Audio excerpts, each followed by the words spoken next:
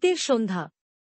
কলকাতা শহরের এক নির্জন রাস্তায় একটি ট্যাক্সি হঠাৎ থেমে যায়। ট্যাক্সি থেকে নেমে আসে এক তরুণী, নাম নীলাঞ্জনা। পেশায় তিনি একজন সাইকিয়াট্রিস্ট। দিনভর কাজের পর এই রাতে তার এক নতুন রোগীর বাড়িতে যেতে হচ্ছে। রোগীটি ছিলেন একজন প্রখ্যাত শিল্পী, শ্রীমতী দেবযানী সেন। তবে কয়েক মাস ধরে তার আচরণ অস্বাভাবিক হয়ে উঠেছে। বাড়ির লোকজন জানিয়েছে, দেবযানী দিনরাত অদ্ভুত সব ছবি আঁকেন এবং কিছু অদ্ভুত শব্দ শোনেন, যা নাকি বাস্তবে শোনা যায় না। দেবযানীর বাড়ি ছিল শহরের উপকণ্ঠে, বড় এক পুরনো বাগান বাড়ি। বাড়িটির নাম বেহালা হাউস। বাড়ির সামনে গিয়ে নীলাঞ্জনা দেখতে পেল, পুরো বাড়িটা যেন সময়ের ভারে জীর্ণ। গেট থেকে শুরু করে জানালার কাঠ, সবকিছুতেই পুরনো দিনের ছাপ।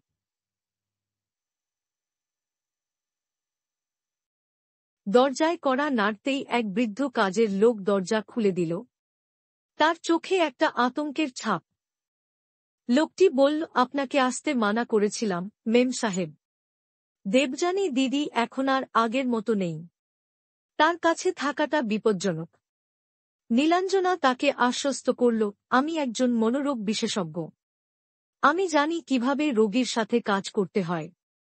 লোকটি বাধ্য হয়ে তাকে ভেতরে নিয়ে গেল। বাড়ির ভেতরটাও বাইরের মতোই পুরনো এবং অন্ধকার। বড় বড় পেইন্টিং ঘরের দেয়ালে ঝুলছে, কিন্তু সবগুলোতেই কিছু একটা অদ্ভুত। দেবযানী সেন বসেছিলেন তার স্টুডিওতে। ঘরের চারদিকে অগুন্তি অসমাপ্ত ছবি। ছবিগুলো যেন এক অদ্ভুত ভয়ঙ্কর গল্প বলছে। নীলাঞ্জনা দেখে অবাক হয়ে গেলেন, প্রত্যেকটি ছবিতে একই মুখ, এক রহস্যময় পুরুষের মুখ। দেবযানী ধীর গলায় বললেন, তুমি এসেছ। আমি জানতাম তুমি আসবে। নীলাঞ্জনা জিজ্ঞাসা করলেন, আপনি কেমন আছেন, দেবযানী? আমি শুনেছি, আপনি কিছু সমস্যার মধ্যে আছেন। আমি আপনাকে সাহায্য করতে এসেছি।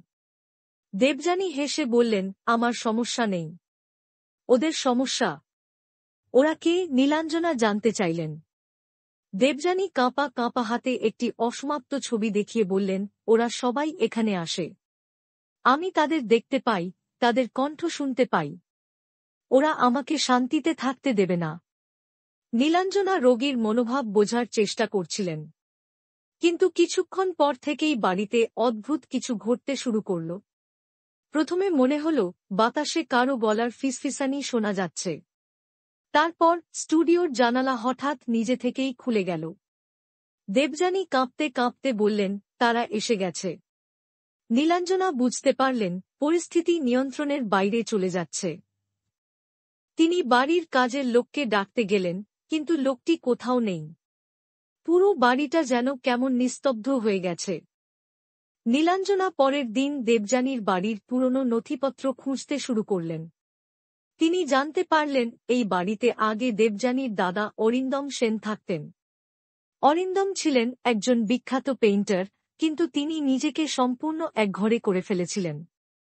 কথিত আছে, তিনি তার একটি চিত্রকর্ম শেষ করার পরই আত্মহত্যা করেন।